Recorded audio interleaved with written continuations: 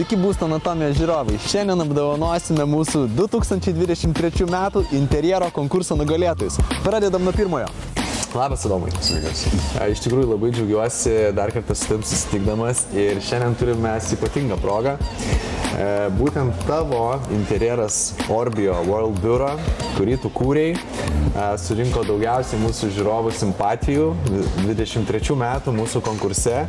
Tai labai džiaugiamės, labai sveikinam tave ir iš tikrųjų parašėm tau didelę dovanėlę. Čia atminimui mūsų yra interjero konkurso diplomas. Kaip sakyt, nuskanavus, visą laiką atsidarys mūsų laida. Ačiū labai. Tikiuosi, kažkur garbingoje vietoje jisai atsiras. O mūsų partneriai Krinona dar pasirūpino ir tokiu, sakyčiau, labai rimtų prizų. Tai yra, kaip sakant, rimtas daiktas. Zylė oro gruzdintuvė. Žinok, pasižiūrėjau Facebook'e dabar. Oro gruzdintuvių grupė turi daugiau negu 130 000 sekėjų Lietuvoje. Tai pats negalėjau patikėti. Jis dalinasi receptais ir dabar čia toks trendinantis dalykas, sveikas dalykas, tai tikiuosi panaudosi ir, kaip sakant, reikia atrasti vietą. Sveikiau maitinsies, žinai, dar labiau ir kažkur tai džiaugsies šitų daiktą namuose. Grįžtant prie Orbio World Bureau. Dar truputį grįžk mintimis ir pasidalink, kokia buvo pagrindinė idėja ir kaip tau šovė ta, kaip sakyt, mintis būtent taip tą interjerą ten atlikti ir padaryti. Šiaip labai konceptualus objektas ir man iš tikrųjų džiugu, kad žmonėms patiko. Dėl to, kad jis nėra tiesiog tipinis gal ofiso projektas, ofiso interjero projektas. Pradinis dalykas tai buvo, kad buvo kuriamas jisai kitai kompanijai, turėjo tam tikrą tokią industrinę estetiką visą ir po to jis jau liko nebaigtas ir kada Orbio atėjo, jie be abejonės norėjo atsinešti savo kažkokią tą veidą, susikurti savo veidą tame interjere. Ir iš pat pradžių mes dar diskutavom, kaip čia ką daryti. Toks atrodo, kad tai, kas buvo padaryta, yra vertinga, tos medžiagos tvarios ir nesinori tiesiog paimti ir išmesti visko lauk. Tai tiesiog šovė tą idėją tokia konceptuali, kad tiesiog, kaip žmonės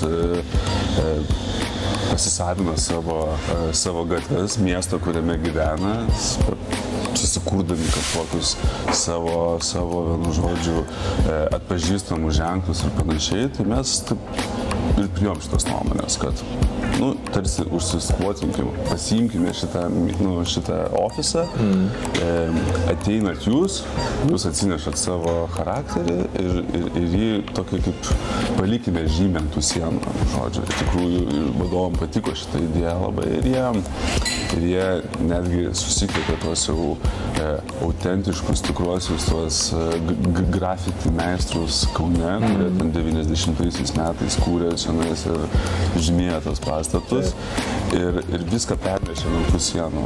Tiesiog padarėm workshopą, leidom jam visiškai atsipalaiduoti ir daryti ten savo improvizacijas. Ir tas ofisas staiga tampa kaip kažkoks miesto tada ląstelė ir to gatvės meno muziejum. Tai va, tam 7. aukšte jau atsiveria labai daug erdvės, vaizdo ir panašiai, tokio gamtinio karkaso.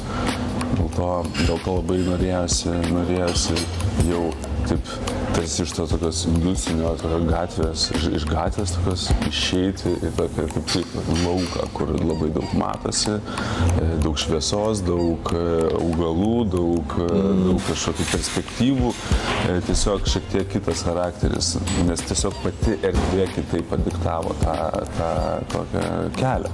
Man labai patinka, kad žmonės vis dėlto pasirinko tą konceptualų labai kelią ir jiem atrodo, kad tai turi vertę kažkokią. Tai labai džiaugiuosi dėl to.